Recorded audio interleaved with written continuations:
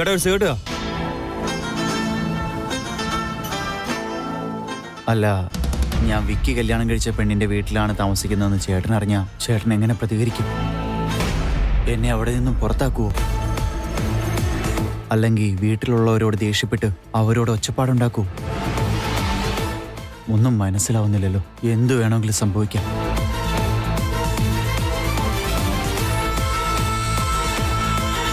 നീ ഇപ്പൊ സിഗരറ്റ് വലിക്കാൻ പാടില്ല. സിഗരറ്റിന്റെ കൂടെ നിന്റെ സ്വപ്നവും നിന്റെ വീട്ടുകാരുടെ സ്വപ്നവും നീ കത്തിക്കുന്നത്. നിന്റെ ഈ ചേട്ടനോട് സ്വല്പമെങ്കിലും സ്നേഹം ഉണ്ടെങ്കിൽ ഈ ശീലം നമുക്ക് വേണ്ട.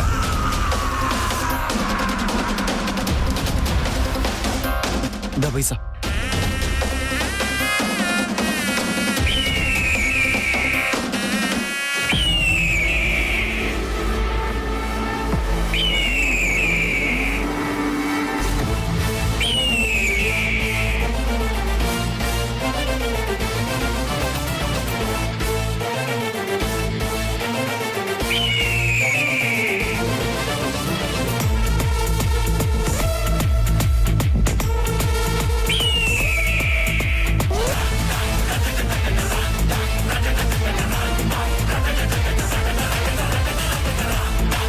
എന്താ പ്രശ്നം? സാർ, ഇത് നമ്മുടെ പലിശക്കാരൻ രംഗന്റെ ഗുണ്ടകളാ. ആരെ വിടാൻ നശിപ്പിക്കാൻ പോകുന്നതെന്ന് ഞാൻ നോക്കുമായിരുന്നു സാറേ. പലിശ രംഗണ്ണനോ? അതെ സാർ, പലിശക്കാരൻ രംഗൻ എല്ലാവർക്കും പലിശയ്ക്ക് കൊടുക്കും. ഇത് രംഗണ്ണന്റെ ആൾക്കാരാ.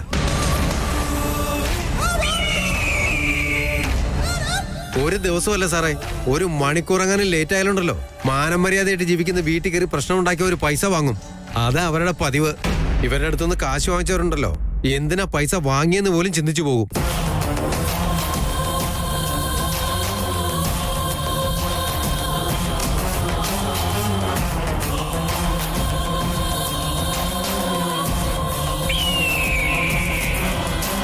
ഞങ്ങളുടെ വീടിന്റെ സൈഡിലേക്കാണല്ലോ പോകുന്നത്. ഞാൻ പലിശയ്ക്ക് പൈസ വാങ്ങിച്ചിട്ടുണ്ടായിരുന്നു. അഞ്ജു, അഞ്ജു, എവിടെ പോയി കിടക്ക ഇവളെ? ഇത്ര നേരം അകത്തുണ്ടായിരുന്നല്ലോ. എവിടെയാ അഞ്ജു നീയേ?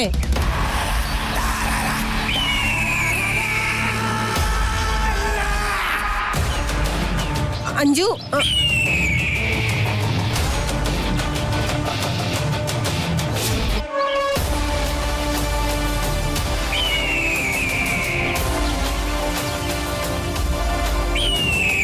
ഇവിടെ ആരേ പ്രമിള? ഞാനാ. നിങ്ങൾ എന്തിനാ ഇങ്ങോട്ട് വന്നേ?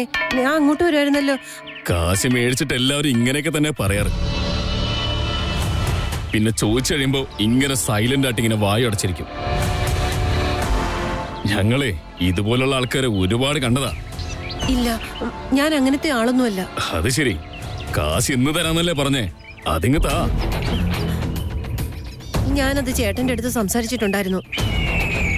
ഞാൻ ഇന്ന് തന്നെ തരാം നിങ്ങളുടെ കാശ്. ഞങ്ങളെ ഇങ്ങോട്ട് അയച്ചത് രംഗണ്ണൻ തന്നെയാ. നോക്ക്, ഇന്ന് ഞങ്ങളുടെ വീട്ടിൽ കുറച്ച് വിരുന്നുകാർ വന്നിട്ടുണ്ട്. നാളെ ഞാൻ നിങ്ങളുടെ കാശ് കൊണ്ട് തരാം. ഇത് പലിശക്കെന്ന പണം. ഞങ്ങൾക്കിതൊരു ബിസിനസ്സാ. ഇന്ന് തരാം നാളെ തരാന്നുള്ള വർത്താനൊന്നും വേണ്ട. നിങ്ങൾ ഞങ്ങളുടെ നിന്ന് പൈസ വാങ്ങിച്ചിട്ടുണ്ടെങ്കിൽ തന്നെ അതിന്റെ പലിശ തന്നല്ലേ പറ്റുള്ളൂ.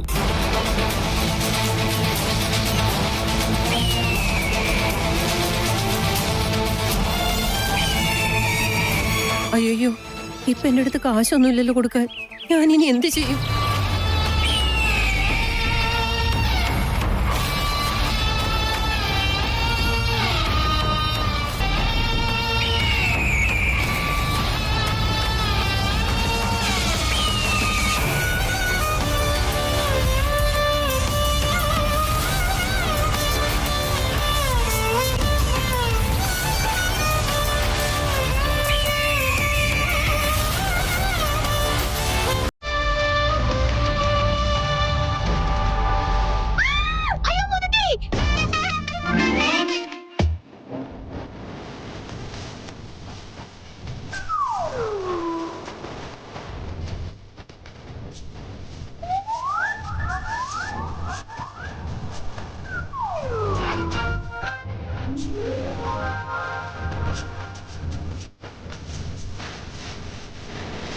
നിങ്ങളെ ഡിസ്റ്റർബ് ചെയ്യണമെന്ന് ഞാൻ ഉദ്ദേശിച്ചിട്ടില്ല. എടി മുതുക്കി, നിന്നെ അമ്മ വിളിക്കുന്നുണ്ട്. ഡിസ്റ്റർബൻസോ? അങ്ങനെ ഒന്നുമില്ല.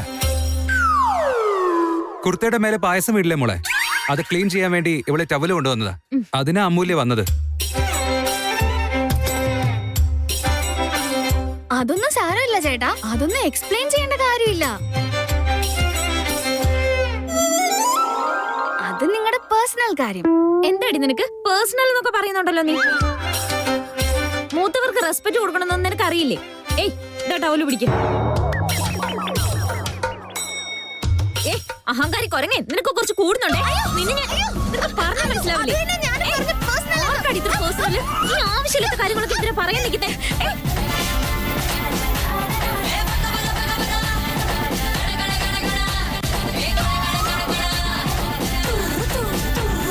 നിങ്ങളോട് ഞാൻ കൈകോപ്പി പറയാ, ദൈവത്തെ ഓർത്തൊന്ന് പതുക്കെ സംസാരിക്കുക.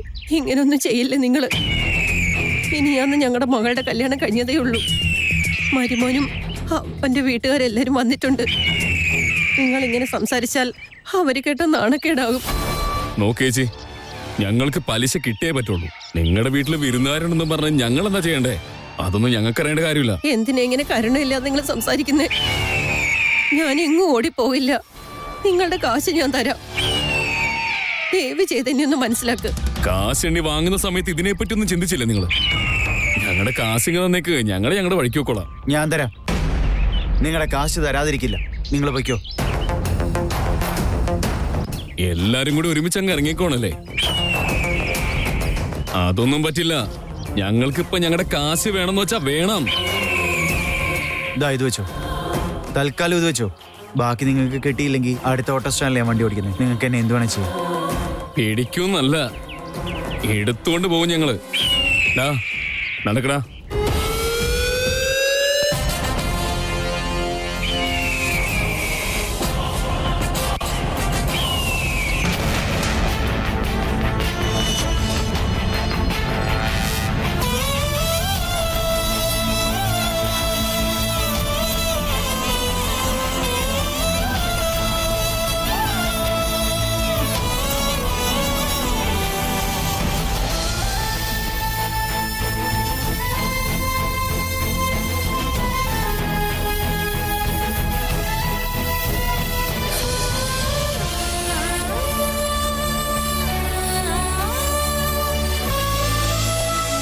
അമ്മേ, അങ്കിളെ അന്വേഷിക്കുന്നുണ്ടായിരുന്നു.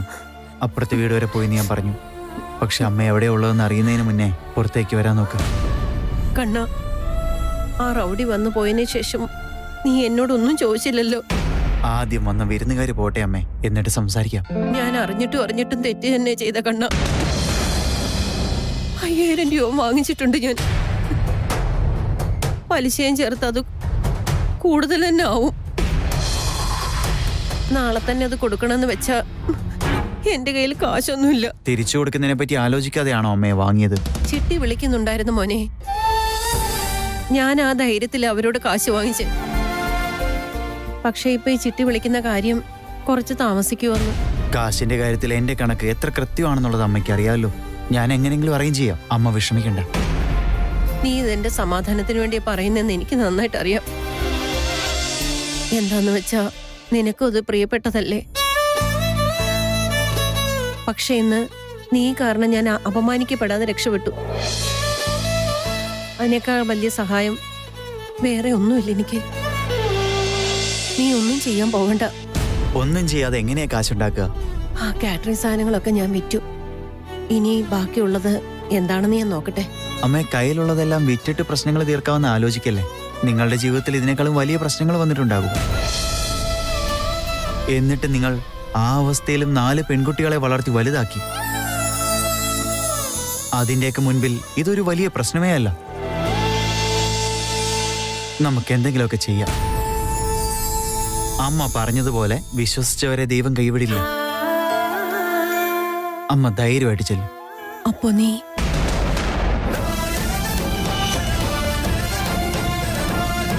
കൂടുതൽ ആളുകളുള്ളിടത്ത് ഞാനൊട്ടും കംഫർട്ടല്ല അമ്മേ. അമ്മയുടെ മരുമകൻ ഒറ്റയ്ക്ക് വരുന്നൊരു ദിവസം ഞാൻ സംസാരിക്കാം. ശരി മോനെ. അമ്മേ, ഒരു മിനിറ്റ്. ഇവിടെ ഞാൻ വന്ന് ഇത്രയും നാളായിട്ടും നിങ്ങൾ ഒരിക്കലും നിങ്ങളുടെ ബുദ്ധിമുട്ട് എന്നോട് പറഞ്ഞിട്ടില്ല. എനിക്ക് മനസ്സിലാകും നിങ്ങളുടെ ഉള്ളിലെ വിഷമം മറ്റുള്ളവരെ കൂടെ അറിയിക്കേണ്ട.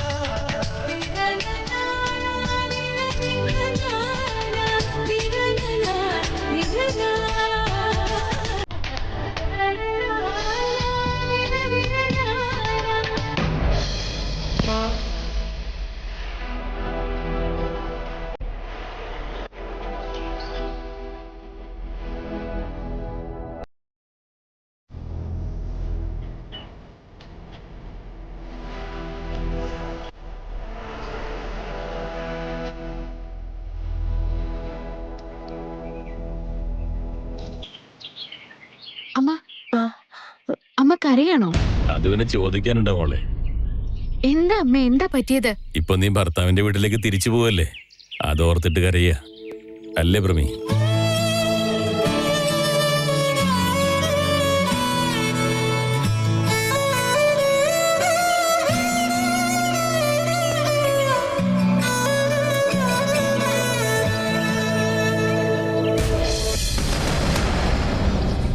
മോളെ, നീ അമ്മയാകാൻ പോവുക.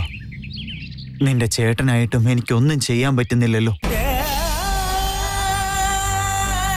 നിനക്കൊന്നും സമ്മാനിക്കാൻ പോലും ആകുന്നില്ലല്ലോ.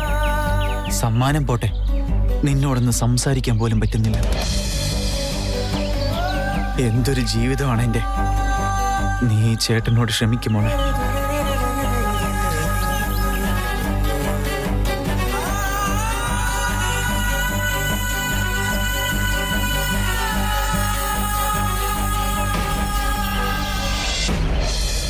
ശരിയമ്മേ, പോയിട്ട് വരാം.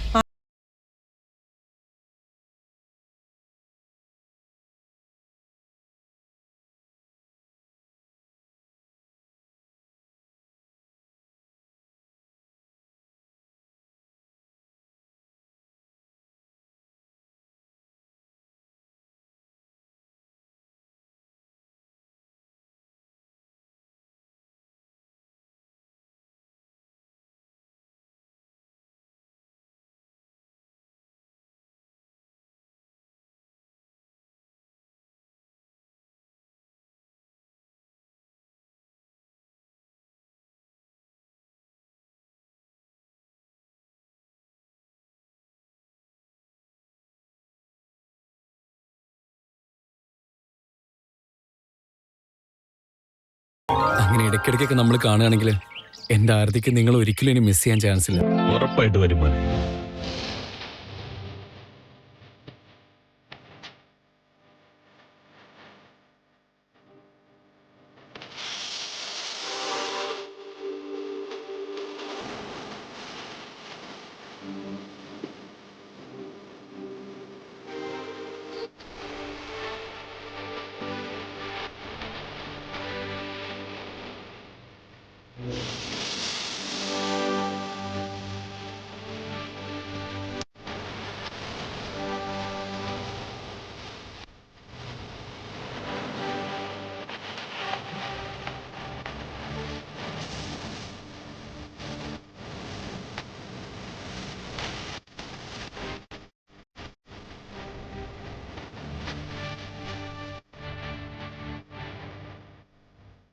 വീണ്ടും എന്തിനാ ഒരു കരയുന്ന സീൻ ഉണ്ടാക്കുന്നേ?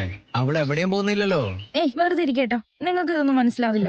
ആരെയും കരഞ്ഞുകൊണ്ട് പറഞ്ഞേക്കാൻ പാടില്ല. ചിരിച്ചുകൊണ്ട് യാത്രയാക്കി അവൾക്കൊരു സന്തോഷമാവട്ടെ.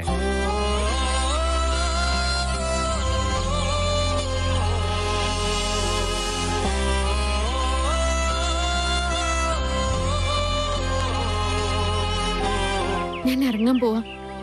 നിങ്ങൾ എന്തായാലും വരണേ.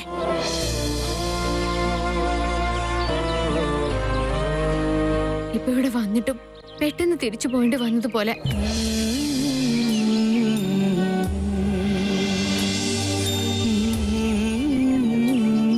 അവിടെ ഏട്ടത്തി ഉണ്ടല്ലോ, നമുക്ക് എല്ലാവർക്കും സന്തോഷമായിട്ടിരിക്കാം.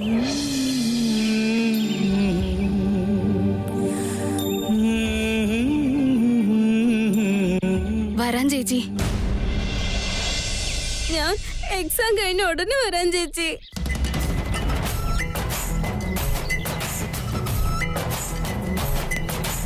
വേദാന്ത്, എപ്പോഴെങ്കിലും അല്ല, ഇടയ്ക്കൊക്കെ വരാൻ നോക്കും. ശരി അച്ഛാ, ഞാൻ എന്തായാലും വരാം. അവൻ വന്നോളൂ അമ്മാവ. അവൻ വരുമ്പോഴേക്ക് ഞാൻ വിളിച്ചു പറഞ്ഞോളാം കേട്ടോ. അപ്പോഴേക്കും കുറച്ചധികം പായസം ഉണ്ടാക്കി വെച്ചാൽ മതി.